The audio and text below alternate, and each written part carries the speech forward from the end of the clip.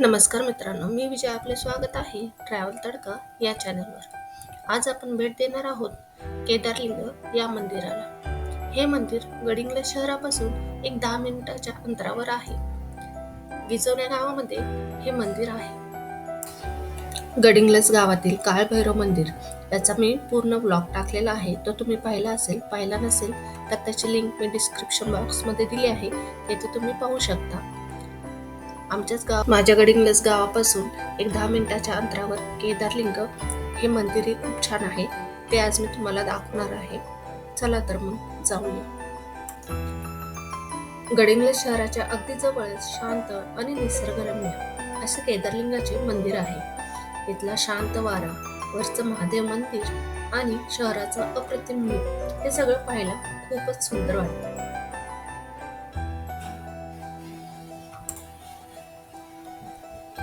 आता आपण जवळपास मंदिरापाशी येऊन पोहोचलो आहोत. केदारलिंग महादेवाचे प्राचीन मंदिर आहे.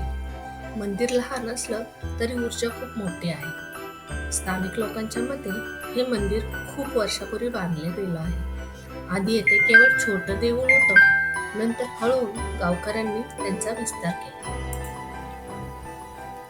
असं सांगितलं जातं की येथे साधू महात्मे बसायचे, ध्यानधारणा करायचे. महादेवाची प्रचिती अधिक येते म्हणून याला केदारलिंग असे नाव मिळालं. श्रावण महिना, महाशिवरात्र, सोमवारी विशेष पूजा येथे केली जाते. या काळात ते मोठ्या प्रमाणावर भक्त येतात. मित्रांनो, येथे उभं राहिलं की मन ताजं होतं. शहराची धावपळ, आवाज, ताण यापासून पूर्णपणे दूर वाटतं.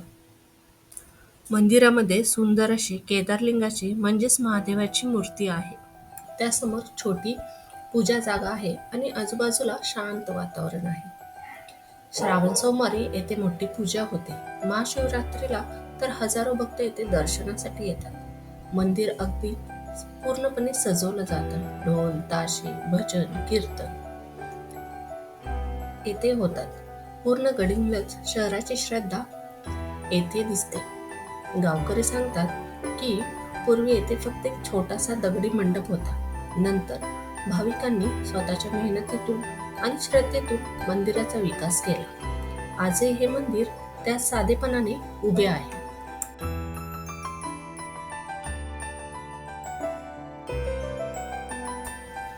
मंद वारा, घंटानाद यांचा आवाज किती शांतता देतो. बहुतांश लोक येथे सकाळी ध्यानासाठी येतात.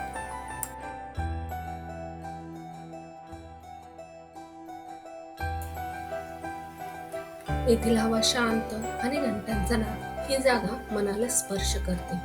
मला नेहमी वाटतं प्रवास म्हणजे फक्त नवीन ठिकाण पाहणं नाही, तर अशा जागांमध्ये स्वतःला काही क्षण देणं हीच खरी मजा. वर्षातून एकदा केदारलिंगाची यात्रा भरली जाते. मोठ्या उत्साहाने गावकरी ही यात्रा करतात.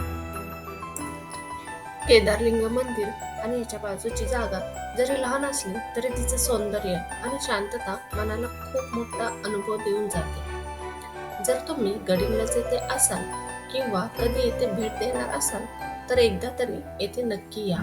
महादेवाचं दर्शन, टेकडीचं सौंदर्य आणि सभोवतालचा परिसर पाहून तुम्हाला नक्कीच छान वाटेल. मंदिराच्या समोरून दर्शन घेतल्यानंतर आता आपण मागच्या बाजूला जाऊया, जेथे हिरण्यकशी नदीचं मनमोहक दृश्य दिसतं. ही जागा फार कमी लोकांना माहिती आहे. बहुतांश जण दर्शन घेऊन परत जातात, पण मंदिराच्या मागील बाजूला गेल्यावर दिसतं निसर्गाचे वेगळं रूप. शांत वारा, झाडांची सळसळ आणि दूरवरून वाहणाऱ्या हिरण्यकशी नदीचा मंद आवाज खूप पॉझिटिव्ह एनर्जी आपल्याला जाणवते. ही आहे हिरण्यकशी नदी, जिचा उगम आंबोली हिरण्यकशी उगमस्थानी होतो. पर्वतामधून घनदाट जंगलातून वाहत ही नदी पुढे नांदगाव, गडिंग्लज परिसरातून पुढे वाहत जाते. नदीचं पाणी वर्षभर थंड आणि स्वच्छ असतं.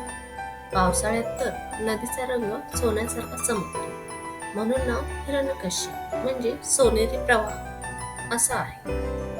येथून नदी खाली उतरत गडिंग्लजच्या आसपासचं संपूर्ण क्षेत्र हिरवाईने तृप्त करते.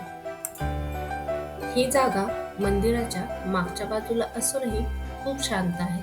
येथे काही मिनिटं बसून तुम्ही वाऱ्याचा स्पर्श, नदीचा आवाज आणि निसर्गाची शांतता अनुभवता.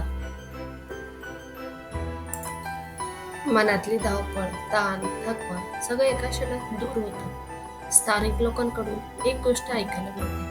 केदारलिंग महादेवाच्या पायथ्याशी ही नदी वाहते, म्हणून इथली जागा पवित्र संगम मानली जाते. सकाळी केलेली प्रार्थना नदीकाठी केल्यास मनाला अधिक शांतता मिळते. तर मित्रांनो, हा होता आपल्या केदारलिंग मंदिराच्या मागच्या बाजूचा हिरण्यकशी नदीचा सुंदर प्रवास. जागा लहान आहे, पण अनुभव खूप मोठा. जर तुम्ही केदारलिंग मंदिराला येत असाल तर नदीचा हा मागचा भाग नक्की पहा. तुमच्यासाठी एक वेगळी शांतता येथे प्रतीक्षा करते. गावाकडे आलो की आपल्याला गावात गाई, म्हशी पाहायला मिळतात आणि जाताना आपल्याला हा सुंदर निसर्ग. हिरण्यकश्यप नदीचे दर्शन घेऊन झाल्यानंतर आपण चाललो गडिंग्लजला.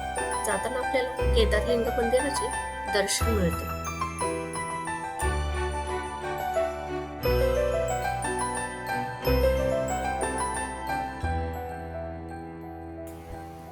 तर मित्रांनो, आमच्या गावातील गडिंग्लज शहरातील केदारलिंग मंदिर तुम्हाला आवडले असेल तर नक्की शेअर करा, कमेंट करा, लाईक करा आणि सबस्क्राईब करायला विसरू नका. धन्यवाद.